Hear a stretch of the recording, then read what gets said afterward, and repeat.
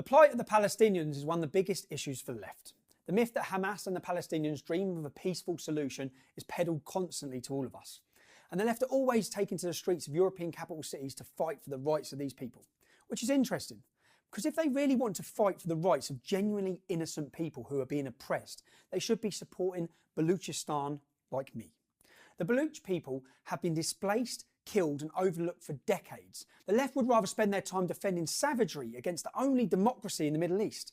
Isn't it amazing it has come to me, an alleged Islamophobe, to speak up for the millions of Baluch people, some of whom are Sunni Muslims?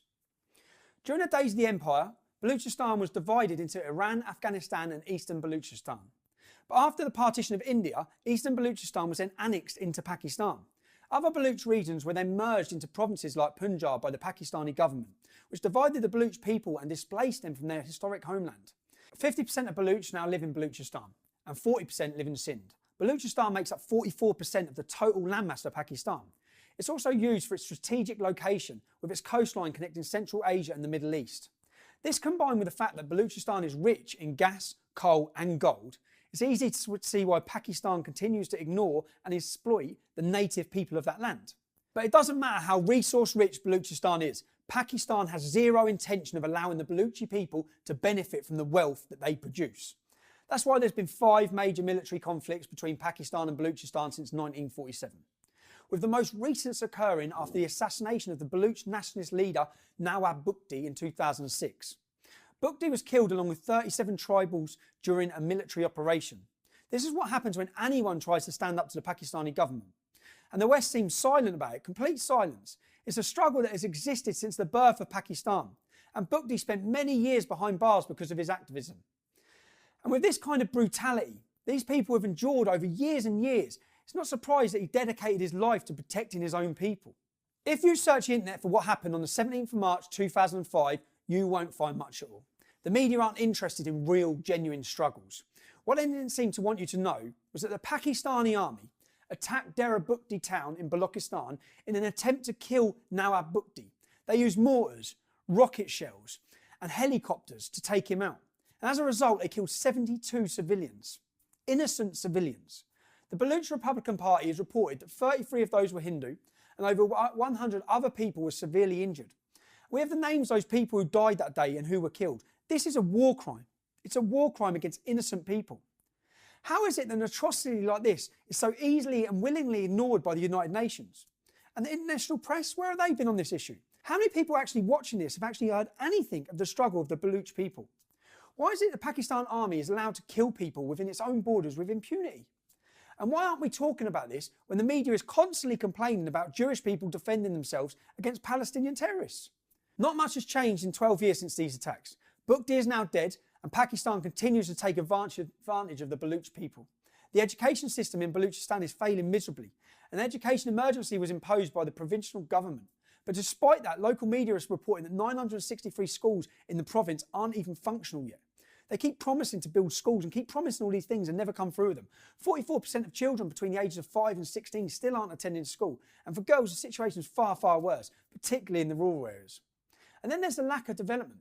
Despite the mountains and forests, Baluchistan has few gardens and agricultural tracts.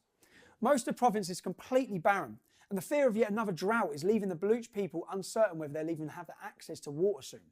Why is it that such a resource-rich province is left with no investments in anything essential, even water infrastructure for these people? There are even kidnappings, constant kidnappings.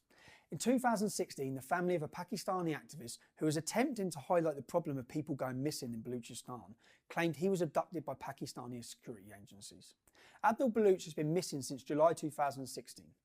The Baluch Republican Party has a huge list of missing people on their website, and another list of people who have been killed and dumped by Pakistani forces. I'm contacted daily by people from this region who message me pictures of their loved ones that are missing or been killed, and they're desperate for someone to voice their concerns, and no one anywhere is speaking up for these people.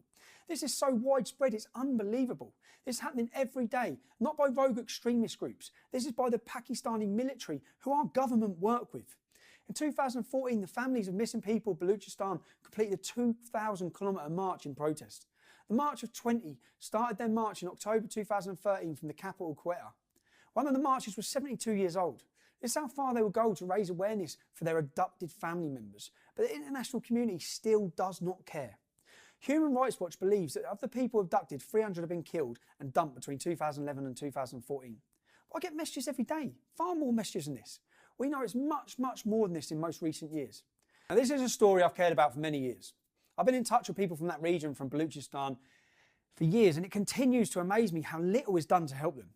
So I want to make a start by informing you, the British public, exactly what's happening. There's a growing voice that's demanding the oppression of the Baloch people stops. And the louder that voice gets, the more the media will have to start to listen. This is a start. Once people understand the plight of the Baloch people, it will be a dark stain on anyone who claims to defend human rights and liberty. These people have ignored the Baloch, but I won't. I hope you take the time to research the crimes committed against the Baloch people by the Pakistani military. Look at the kidnapping stories. Look at the brutality of the military and the exploitation of these poor people. Keep an eye out for more news on this in the coming weeks. I promise you there will be more. And I'm not going to keep quiet about it, neither should you. The voice and the scream for freedom of the Balochi people will grow and grow. If you want to see more on this issue in the future, please give Rebel Media a like and subscribe, because mainstream media ignoring this will bring you the news on Balochistan.